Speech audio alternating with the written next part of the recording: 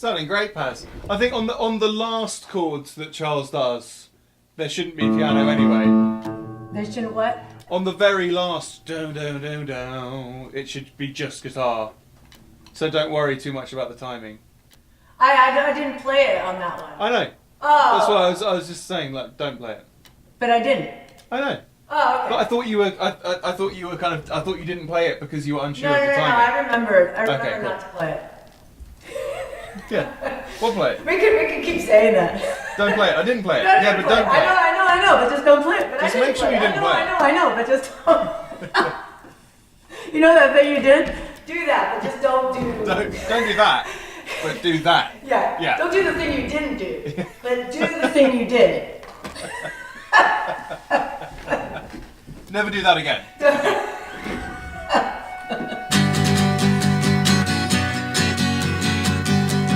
It's a Pixies Podcast, an unvarnished, unfiltered document of the true creative process.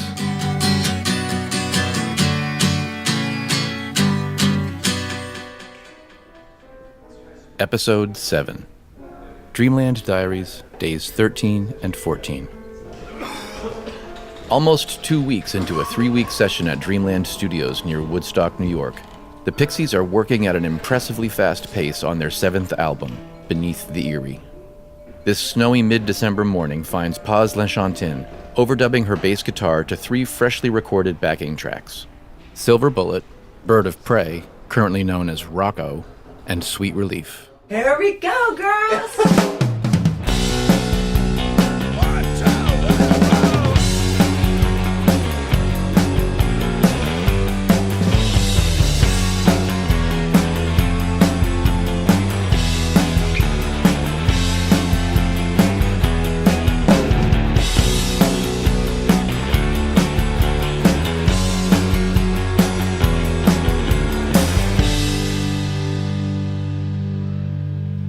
Locally based music biographer Tony Fletcher was embedded with the Pixies during the entire recording process, during which time he became acquainted with Paz Lenchantin.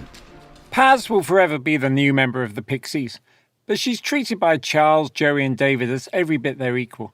In the studio, her energy and dedication are boundless, her enthusiasm only matched by Charles, with whom she appears to have formed a symbiotic relationship. Self-deprecating yet confident in her abilities, she was a source of much impish behaviour and many off-the-cuff impersonations, usually delivered with her trademark laugh. Here we go, Paz. Here we go. Hey, how's it going? You're looking pretty nice. Come here often? Step right up, it's only $1. I love it. Paz stands out from the other Pixies quite beyond the fact that she's the only non-founding member. Several years younger than Charles, Joey and David, she's the only non-parent, the only classically trained musician in the band, and the group's only active, indeed avid, surfer. Subject matter she brought to the new album. She talked about her upbringing and her artistic bohemian lifestyle over a series of conversations in and out of the studio, including at the residential hamlet, where, during this particular discussion, Charles can be heard contributing from the background. Yeah, I was like 4. We went straight to Southern California. From which From city? Mar del Plata, Okay. Argentina. It's just a little, it's called the surf capital of Argentina. It has surf, not the greatest surf, but it's definitely the surfy place.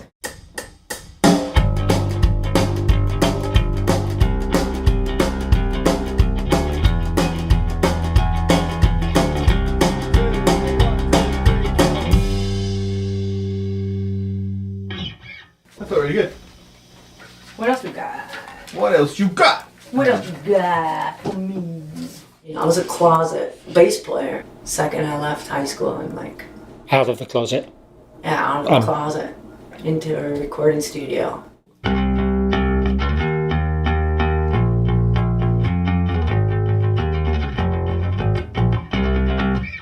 It's in the studio that Paz's musical training really reveals itself. Producer Tom Dalgarty later reflected that he could barely recall recording the bass, as the process flew by so quickly, usually in just 2 or 3 takes.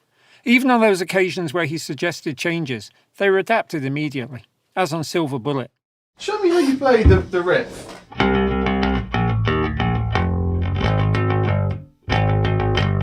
I think it should go G, and then F.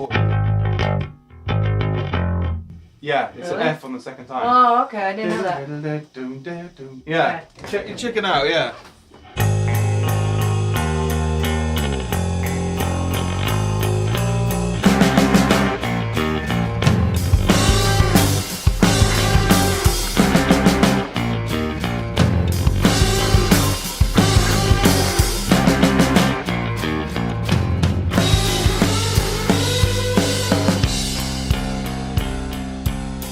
Paz's relatively recent arrival into the Pixies, and the fact that she was a fan of the band all along, affords a fantastic perspective on the band.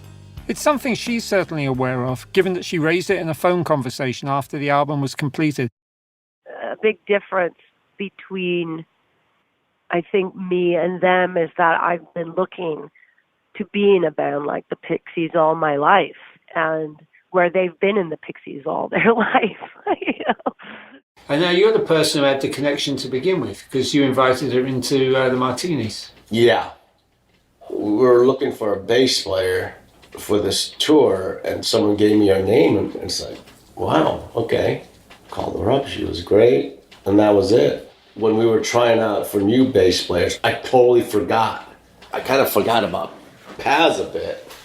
And then I would have remembered somehow, but then I called my friend Josh. They used to be bandmates for, I think, Perfect Circle. Josh Freeze. Yeah. And then I called him, and he said, Paz. I go, fuck, of course. She had a lot of great input on Head Carrier.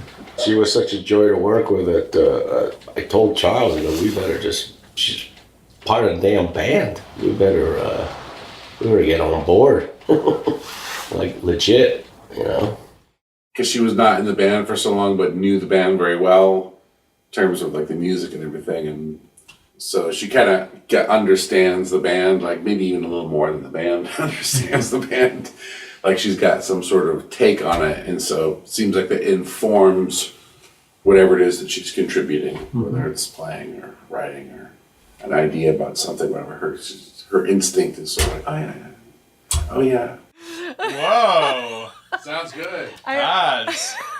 We just unearthed something. I left my Adam's apple in the room Charles over is there. packing his bags as we speak. We always say Paz is always right. Paz is always right. Paz is always right, and Tom's always right. That's all you need to Fucking drives me fucking crazy. So Paz was wrong. One of the things about hailing from a musical family is the tradition of learning instruments from an early age. In Paz's case, it was violin and piano. And at Dreamland, where vintage keyboards lined the old church's walls, Paz brought her skills to the complex rhythms of This Is My Fate. Let me go check it out. Which piano? So it's the upright that's sort of just in the doorway. Okay. So I'm just going to check the tuning.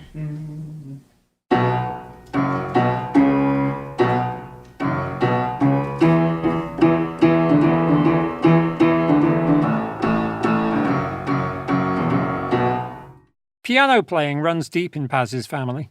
Her father, Mario Murderossian, was a classical pianist, head of the orchestra back home in Argentina.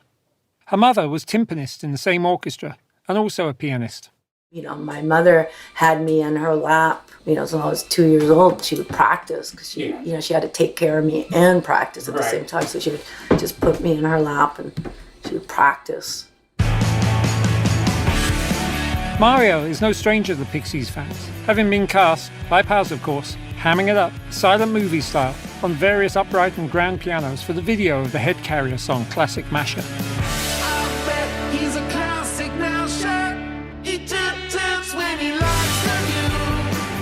As Paz sits at Dreamland's Everett upright piano, which is squeezed in alongside a couple of Leslie speakers near the front of the former church, she is evidently aware of his influence on and presence in her life. Could someone take a photo for my dad? Yeah, of course. As is often the case in such an environment, Paz's musical upbringing directed her life choices early on. Since I was a kid, I didn't even understand there was another option. When you're that, you're like, I would go to my friend's house and they say, like, what do you want to be when you grow up? I'm like, what do you mean? Like, I'm a musician. Like, what do you mean, what do I want to be?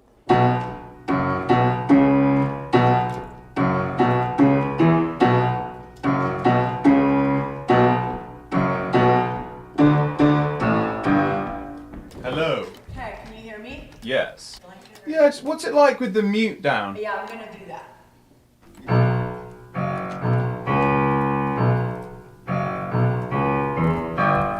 That sounds great, just like that, Paz. Okay. Keep playing, I'm just changing the sound in here. Everyone's saying, oh, the music family, oh, the musicians. So I was labeled that from a very young age. And so you just become the thing that people say you are.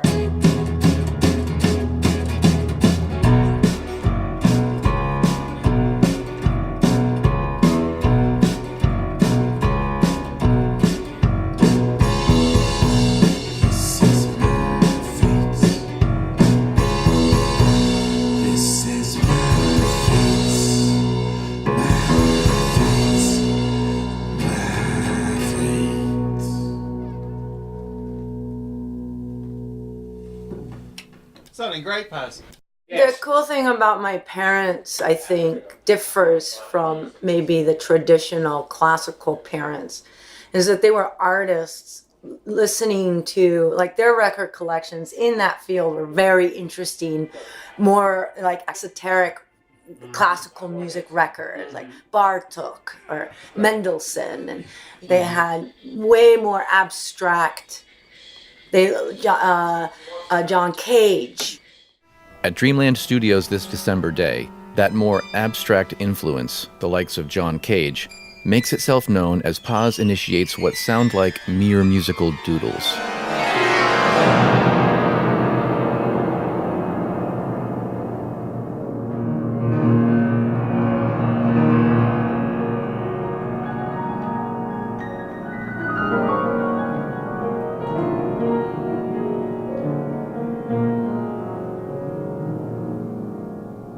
Then, as is often the case during these sessions, producer Tom Dalgety finds a way to utilize such a sound. Have you got a pick? Yeah, I was using my finger. Hold on, let me get one. Grab a pick.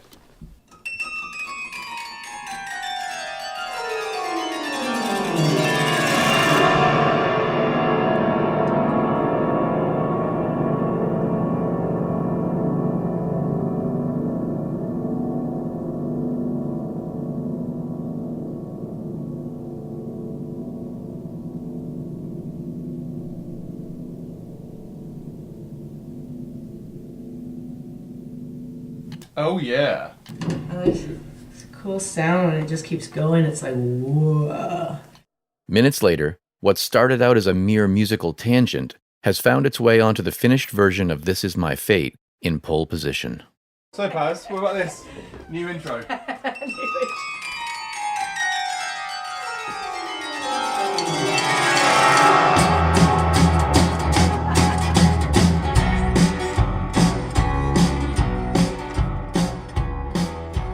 As a child in Southern California, Paz read Siddhartha by Hermann Hesse and promptly stopped eating meat as a result.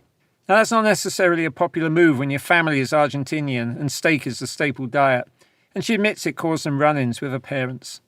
These problems were compounded by her switch to modern music in lieu of the classical tradition. It wasn't a welcomed idea, the same as like eating meat. Right. I was like, oh great, she's like wants to play rock music and she's vegan. Like that wasn't the plan. You know, and wasn't that's where I started to veer away from that. Right. Those details. People are like, oh, you followed the footsteps of your parents. Like, well, not really, actually. Like, it was almost like a sin what I did. Pixies are every bit a group, recording their backing tracks together, for example, which not every group does, and often eating and socializing in unison too. But one of the interesting aspects of watching a mature band in the studio is the willingness, the readiness of each member to entrust the others to perform their individual roles without someone watching over them. Conversely, that means that every now and then, producer Tom Dalgety has to actually request someone's presence. When we're doing Paz's vocals, just be here. Okay. Be here for that. Yeah. Because it'll be good. It's good for you to be here for that anyway. Right. Just in case there's actually like A question, you know. you know, Paz should sing the melody that you're singing, and you should sing something different, or you know, just so we can kind of, you know, try things there and then, rather than be like, well, for now you sing this, Paz, and we'll figure it out later. It'd be nice to just figure it out now. Yeah. Paz has always sung with the Pixies, in large part because she has to cover original bassist Kim Deal's vocal parts on stage. Producer Tom Dalgety raised Kim's former role when discussing with Charles Paz's upcoming vocal contributions for Beneath the Eyrie. Something that I always like is doing that thing that you do when you do Monkey, and where you sing the high part and Paz is singing. I mean, I don't know, it's on the record Kim sings the low part as well, does she? On Monkey? Yeah, in the chorus. Because you're doing "Gone to Heaven," and she's going "Gone to Heaven." Yeah, I think she does the lower one.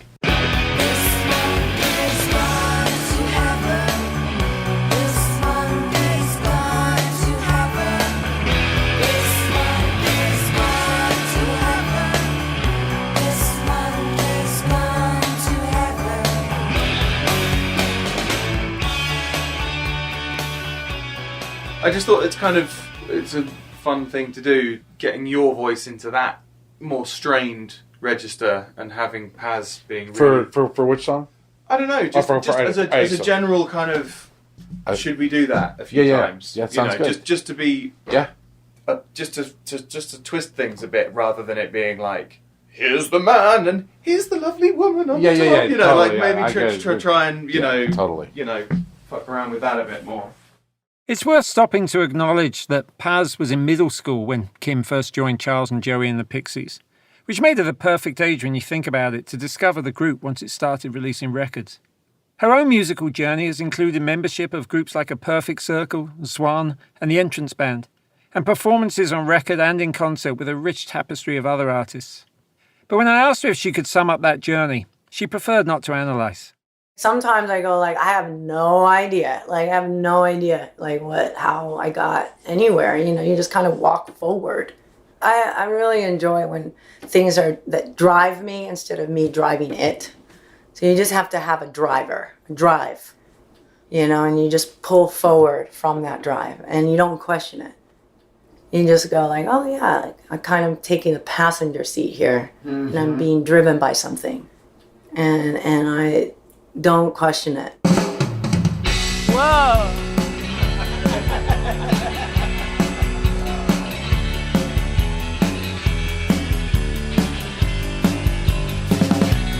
Heard a rumor, packed and gone. And all I'm trying to say is it's alright. It's alright. It's okay. It's alright. It's okay.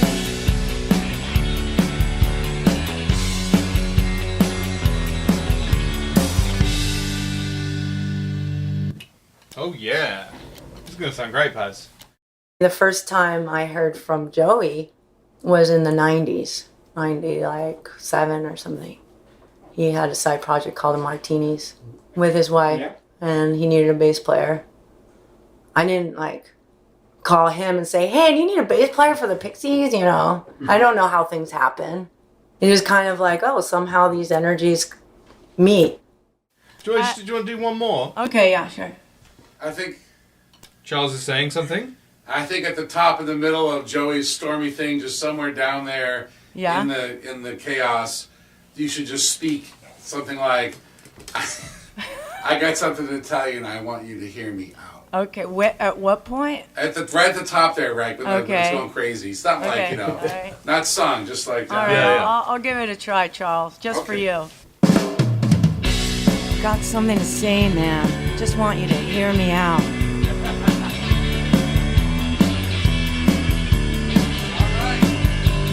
All I'm trying to say is it's alright. It's okay. That's brilliant. Thanks, Paz. I'm gonna call a 5-minute break. Yes, for sure. Yeah. Paz is calling it. Calling it. I did. Hello. Yeah, I'm calling a 5-minute break. And Paz is always funny. Hello? Is this a 5-minute break? Because I'm calling one. Paz also raised the subject of Kim Deal back when recording Head Carrier, the band's previous album, on which both Paz and producer Tom Dalgety made their Pixies debut.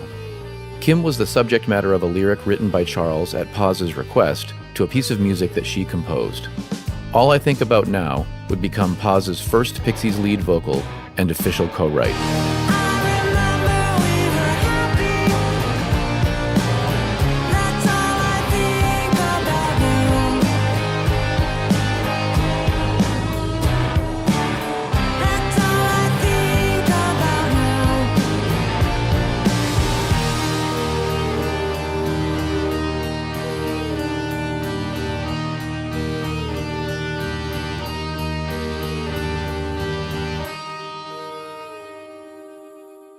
As the recording of Beneath the Eyrie progressed, you could almost see the songwriting partnership between Charles and Paz blossom. The group's founder increasingly entrusting and empowering its newest member. This is all the more significant given that Charles has a long history of writing solo.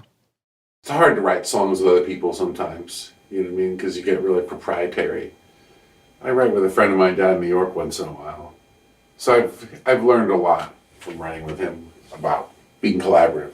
It's just sort of like, so someone has to drive the bus, kind of, and the other one is just kind of there to help out, and then do another song, and maybe you're driving the bus on that one, you know. But that's sort of what it feels like. It's fun. What can I say? I think collaborating is fun. It's like, you know, you could either play with yourself or play with others. And I mean, I don't know. Like for me, it's something that is fun is because I'm doing it with someone else. On the finished album, Beneath the Eyrie, you can hear the fruition of this partnership, with Paz co-writing and singing 2 songs about her favoured pastime. They're called Long Rider and Los Surfers Muertos. For Long Rider. Yeah. So I want you to all... I mean, she's got to do the lead, but... But I think it's kind of co-lead. That could be one of those ones where you both sing everything, and then...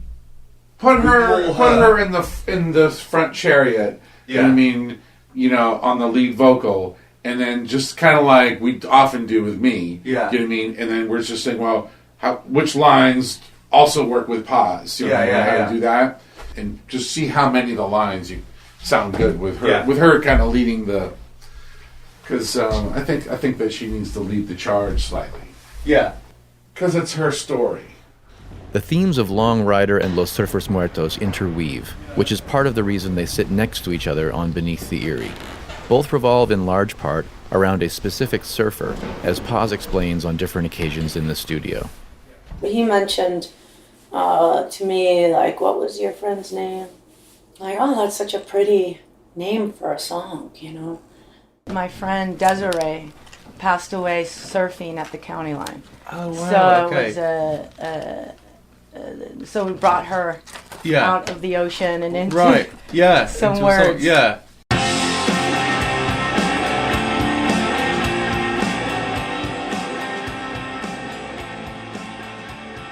The lyrical construction of Long Rider was a gradual process at Dreamland, rising out of an instrumental the group had recorded a week earlier, called Bogman. Given that backing track's inherently upbeat nature, Paz was keen to stress that her subject matter wasn't intended to bring the song down. But it's a light song. It's not like heavy, or, you know, she's just having a good time on at the ocean. Have you seen Desiree? She rides the sea with silver gray. You'll find her at the end of summer's day. Here we go, Paz. Here we go. Our dear friend, who us surfers would surf with, she would come down to my area. You know, it was like, she just was a lover of the ocean. She passed away at County Line, and at the surf spot just north of Malibu. She passed away surfing. Long rider in the morning tide on the ocean at the county line. She wiped out in the modern sense. Say it again now. She wiped out It was like a big day, and she was riding a longboard, a very long board, like maybe 9.5 or 9.2, and no leash, which is very California. Long rider in the morning tide, on the ocean up the county line. She wiped out in the modern sands, just say it. She kind of wiped out, and she went paddling to get her board. And you know, one of the things is like, no one wants to go home on their last wave or like leave the ocean on their last wave. You want to just get that last great ride. The waves were high and crystal clean. If I were you and you were me, we would do the same as Desiree. Just slay it. She like fell off her board, and then she went back to get her last run. The fin hit her, and she lost her breath. The surfboard is your main weapon. Mhm. People talk about sharks or waves and all. No, you got a weapon in your hand. There's this one surfboard, it's called the gun, and it points this way, points that way. It's real long. Like it's a bow and arrow. The long gun is referenced on Paz's other vocal and lyrical contribution to Beneath the Eyrie. Los Surfers Muertos leans more on the story about a beautiful wave called the Killer Dana wave that in the 70s used to be the greatest wave of all of the United States, of the country. In a beach near Mexico, the surfers muertos rave about a wave on a shallow cove, the Killer Dana wave. When you hear the stories of the older surfers that have surfed these waves, a lot of them aren't even alive now. It's like a myth, you know, this like mystical surfer's dream, like, wow, you once surfed Killer Dana, you know. Los surfers muertos vivieron antes del puerto where she came from. She rode the wave on her long gun. So I took the story of Killer Dana and applied it into the story of Desiree. Just one more ride. The last word she said. Killer Dana took her life instead. That's sounding much better now, Paz. On the low notes at the end of wave. Yeah. Wave. That sounds really cool. Just a grammar thing. Shouldn't it be on a beach near Mexico? Yeah, it could be that. On a beach near Mexico, los surfers muertos raved about a break on a shallow cove, the Killer Dana wave. Los surfers muertos vivieron antes del puerto where she came from. She rode the wave on her long gun. I think definitely the parts we just did from like just one more ride onwards, we should just do a straight double of. Yeah, totally. And then Totally, yeah. And then do some And harmonies. then there's the harmony. Way overhead, she caught her last big wave. Killer Dana took her life away.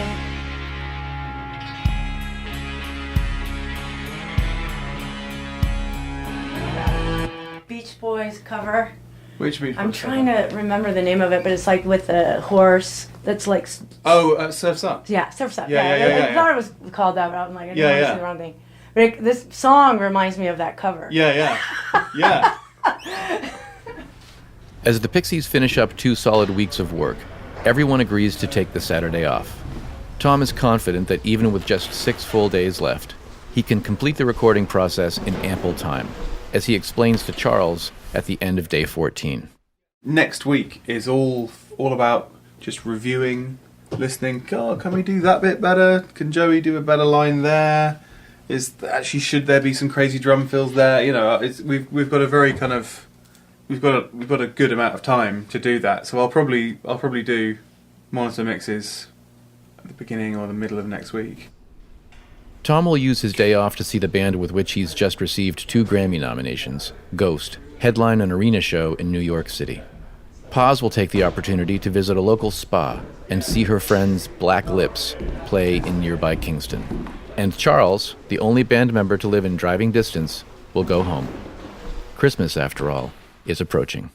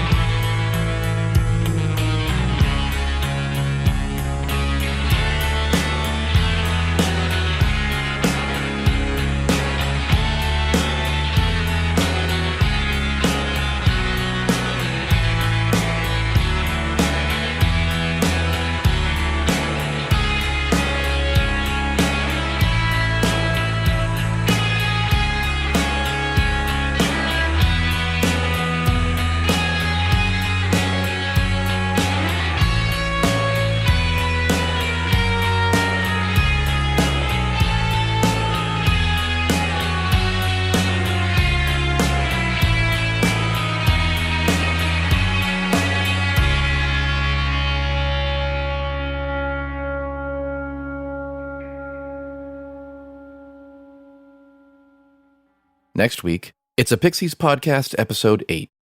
Charles Thompson on the Eagles, taking up painting, and returning to Graveyard Hill. So I just warmed up by singing along to the Eagles' greatest hits. I just want to smoke a joint, listen to some music, and paint with no one talking to me for 4 hours. Just leave me alone. Just let me paint. Speak not of my presence and hear my decree. When the groom goes... I hope I'm not going through puberty again.